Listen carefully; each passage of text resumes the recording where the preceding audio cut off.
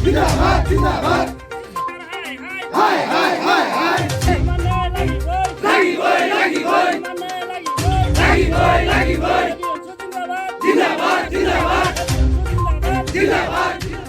जिल्लानि सिङाव थानाय दुरामारि ओनसोलनि रायजो राजाफ्रा दालां लुफुंनानै होनांगौनि दाबिजों सोमावसारदों। दुरामारि आरो हेखायफारा ओनसोलनि खमैबो गं 12 गामिफोरनि थागिबि सुबुंफोरा दैसानि सायाव गंसे दालां गैयिनि थाखाय हान्थामेला खालामनायाव गोबाव बोसोर सिगांनिफ्रायनो गोबां जेंनाजों मोगा-मोगि जाबोनांदों। मख'नो गोनांदि बे दैसानि सायाव दालां लुफुंनायनि थाखाय थांनाय 2019 मायथाइयाव सिगांनि बिटिसि सरकारनि गाहाय खुंगिरि हाग्रामा महिलारिया अन्थाइ खाम्फा गायसनदोंमोन। अन्थाइ खाम्फा गायसननायनि उनाव बे दालां लुफुंथायनि खामानिया सोलिबोदोंमोनबो। नाथाय आथिखालाव बे दालां लुफुंथायनि खामानि बन्द जानायाव दालां लुफुंनाया आद्रा जानानै दं। बेनिखायनो आद्रा जानानै थानाय बे दालांनि लुफुंथायखौ आबुं खालामनो थाखाय बिटिआर सरकारखौ खावलायदों।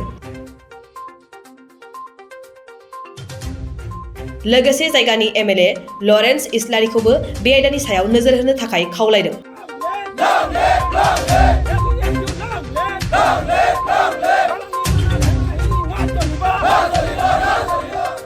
কি ক'ব আজি দলঙৰ নিৰ্মাণৰ আপোনালোকে কিয় ধৰ্ণা দিব লগা হ'ল?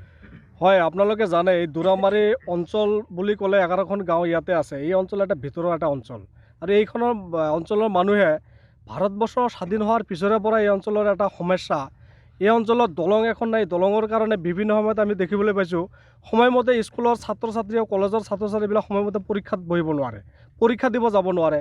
এই অঞ্চলৰ ৰোগী হওক, গৰ্ভৱতী মহিলা হওক, কেতিয়াবা ৰাস্তাতে প্ৰস্ৰাৱ কৰিবলগীয়া হয়।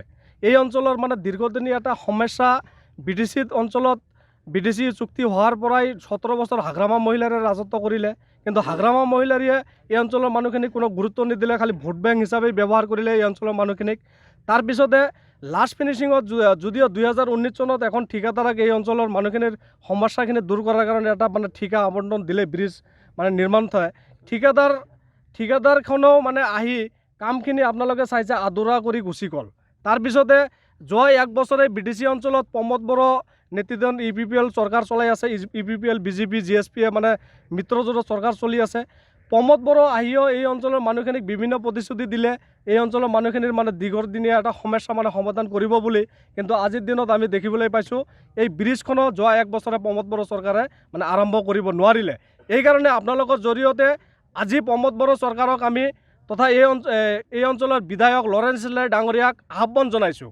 আপুনি ছাত্ৰ সংগঠন কৰা, আমি একেলগে বিভিন্ন সময়ত আন্দোলন কৰিছিলোঁ। আপুনি আজি বিধায়ক, আপোনাক অনুৰোধ জনাইছোঁ এই অঞ্চলৰ সমস্যাখিনি আপুনি জানে, এই অঞ্চলৰ ৰাইজৰ কথা আপুনি গুৰুত্ব দিয়ক। এই অঞ্চলৰ যিটো আধৰুৱা ব্ৰিজ আছে, এই ব্ৰিজখিনি ঠিকাদাৰক প্ৰেছাৰ ক্ৰিয়েট কৰি ঠিকাদাৰক অতি সোনকালে এই আধৰুৱা ব্ৰিজখন সম্পূৰ্ণ কৰাৰ কাৰণে লৰেন্স ইছলাৰীয়ে যাতে অতি সোনকালে ব্যৱস্থা লয়। যদি অহা 1 মাহৰ ভিতৰত এই আধৰুৱা ব্ৰিজ আৰম্ভ নকৰে, তেনেহ'লে এই অঞ্চলৰ ৰাইজ লৈ এই গৰেং নৈৰ পাৰত আমি ABMCয়ে আকৌ অনশনত বহিবৰ কাৰণে বাধ্য হ'ম। বিটিচি চৰকাৰ তথা অসম চৰকাৰ আৰু এই অঞ্চলৰ বিশেষকৈ এই অঞ্চলৰ MLA মহোদয়ক আহ্বান জনাইছোঁ, আপুনি এই অঞ্চলৰ ৰাইজৰ হৈ কাম কৰক আৰু ৰাইজৰ কাৰণে আপুনি কাম কৰক। ৰাইজে যাতে এই অঞ্চলৰ ৰাইজে যাতে আপোনাক বিশ্বাসত ল'ব পাৰে, অনাগত দিনত যাতে আপোনাৰ পৰা যিখিনি আশা ৰাইজে কৰিছিল এইখিনি যাতে পায়। Thank you. ছাত্ৰ সংগঠনে আজি আমি সদৌ বিটিচি সংখ্যালঘু ছাত্ৰ সন্থা ABMCৰ কোকৰাঝাৰ জিলা সমিতিৰ অন্তৰ্গত দুৰামাৰী আঞ্চলিকৰ উদ্যোগত আৰু এই অঞ্চলবাসী জনগণৰ সহযোগত আজি এই গৌৰাং নৈৰ পাৰত আজি ধৰ্মঘট কাৰ্যসূচীত বহিবলগীয়া হৈছে। চাওক, আপোনালোকে জানে যে এই দুৰামাৰী অঞ্চলটো য'ত নেকি 11খনকৈ গাঁও আছে, এই 11খনকৈ গাঁও আজি যান্ত্ৰিকতাৰ যুগতো এই গাঁৱৰ মানুহখিনিয়ে কোকৰাঝাৰ টাউনত অহা যোৱাৰ বাবে আজিৰ দিনলৈকে এটা পকী দলঙৰ ব্যৱস্থা নাই।